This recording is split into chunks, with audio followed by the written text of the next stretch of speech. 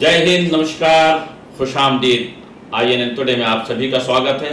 हमारे साथी मंजुल कपूर जी, नमस्कार। आज हम जिक्र करेंगे जो अब तक हमने यूपी के टॉप 10 क्रिमिनल्स की जो एक सूची जारी की थी, जिस पर हमने 5 लोगों का चर्चा किया था। छठे का चर्चा करने से पहले भी हम आज एक छोटी सी बात जरूर आपसे कहेंगे कि अभी हाल ही में आपने देखा होगा मंजू जी कि एक पूरी बस को बदमाशों ने हाईजैक कर लिया। सही बात। क्राइम थमने का नाम नहीं ले रहे हैं। हर तरफ लूट मार, लूट खसोट जारी है। कहते हैं बर्बाद गुलसिता करने को बस एक ही उल्लू काफी है। जब हर शाख पे उल्लू बैठा हो, अंजाम गुलसिता क्या होगा। बहरहाल आज हम टॉप 10 की बात कर रहे हैं, टॉप 10 क्रिमिनल्स की उत्तर प्रदेश की। तो आज हम किसका जिक्र करेंगे, उसकी चर्चा करेंगे, किस महायोद्धा, क्राइम का जो महायोद्धा, किसकी चर्चा करेंगे हम। देखिए, आज हम बात करेंगे जो टॉप अपराधियों में एक टॉप अपराधी है संजीव महेश्वरी उर्फ जीवा। ये मुजफ्फरनगर के आदमपुर गांव का रहने वाला है और अभी जेल में बंद है। ये अपराधी जो है ये वैसे अपराधी नहीं था। पढ़ा लिखा 12th पास करने के बाद इसने लैब टेक्नीशियन का कोर्स किया और सन 92 से 95 तक एक नर्सिंग होम में एज ए लैब टेक्नीशियन काम भी किया। लेकिन उसके दिमाग में महत्वाकांक्षी बहुत, तो उसको लगता था कि ये लैब टेक्नीशियन की नौकरी, इससे जो पैसा आता है उससे कैसे ज़िंदगी चलेगी, तमाम उसके अंदर जो चीज़ें चलती होंगी, तो उसको सबसे आसान जुर्म का रास्ता लगा। यदि किसी मजबूरी के तहत जुर्म करने के शौक के जरिए, हाँ, उसके अंदर एक पैसे को लेके एक भूख होती है हर इंसान में, तो उसको लगा कि ये नौकरी जो है लैब टेक्नीशियन की, अब नर्सिंग होम में क्या मिलता होगा, एक नॉर्मल सी सैलरी, शायद वो उससे संतुष्ट नहीं था। तो सन 92 से 95 इसने नौकरी की और सन 95 में ही एक ज़मीन का कब्जा और डकैती के मामले में पुलिस ने पहली बार इसे गिरफ्तार किया।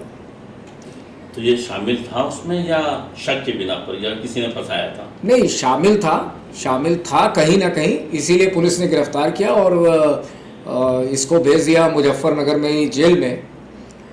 अब मुजफ्फरनगर जेल में जब आदमी जेल में जाता है तो वहाँ तो आप जानते हैं कि फिर बड़े बड़े अपराधी, हर तरह का आदमी वहाँ पे होता है और वहाँ पे फिर जेल में किसी आदमी की किससे जब मुलाकात होती है तो उसके व्यूज़ बदलते हैं, उसको संरक्षण की बात होती है।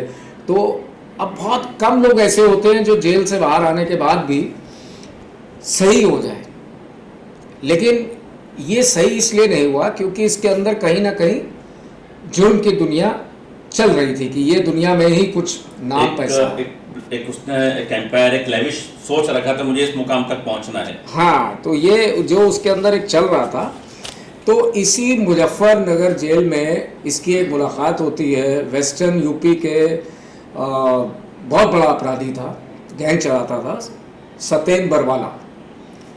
अब सतेन बरवाला से मिलने के बाद इसका हौसला बढ़ जाता है और दोनों ऐसी ज़बरदस्त प्लानिंग करते हैं कि 95 में ये जेल में गया और 96 में दोनों जेल से फरार हो जाते हैं। Very good.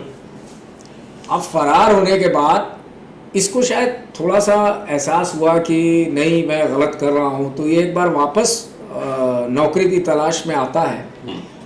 लेकिन अब चूंकि सतेन बरवाला के कांटेक्ट में आ गया है तो ये रास्ता तो वन वे है, आप गए तो वापस लौटना बहुत मुश्किल है।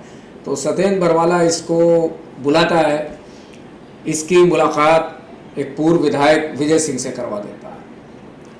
अब विजय सिंह से मिलने के बाद इसका हौसला और बुलंद हो जाता है। एक बड़ा हाथ आ गया। हाँ, बड़ा हाथ आ गया, विधायक का हाथ आ गया, पूर्व विधायक है, उसका एक अपना एम्पायर है, तो इसको लगता है कि ये बहुत ही सुरक्षित जगह पहुंच गया हूं, अब मैं जुर्म कर सकता हूं। तो ये दोनों मिलकर उस समय पश्चिमी उत्तर प्रदेश में इन्होंने जुर्म, हत्या, डकैती बहुत ज़्यादा चालू कर दी और ये इनका ग्राफ जो है क्राइम का वो बढ़ने लगा, बहुत तेज़ी से बढ़ने लगा। लेकिन जो विजय सिंह है, पूर्व विधायक था, उसकी रंजिश थी बीजेपी के विधायक ब्रह्मदत्त द्विवेदी से। अब ब्रह्मदत्त द्विवेदी की हत्या का प्लान बनाया जाता है और ये जिम्मेदारी दे दी जाती है इसको, जीवा को।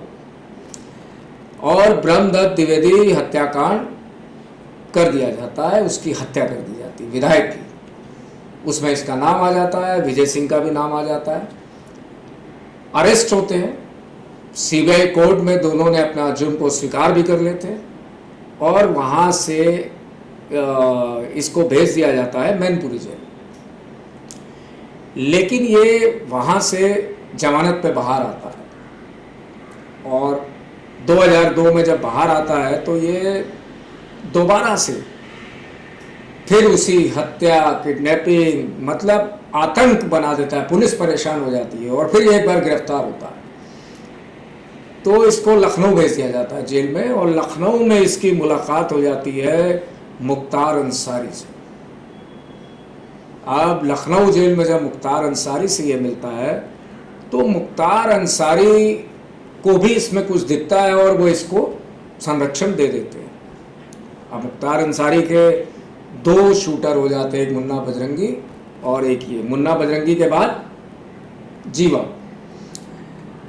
अब आपको तो मालूम है कि मुख्तार अंसारी ने बीजेपी विधायक का कृष्णानंद राय की जो हत्या हुई थी उसमें मुन्ना बजरंगी ने हैंडल किया था, उसके साथ जीवा भी था।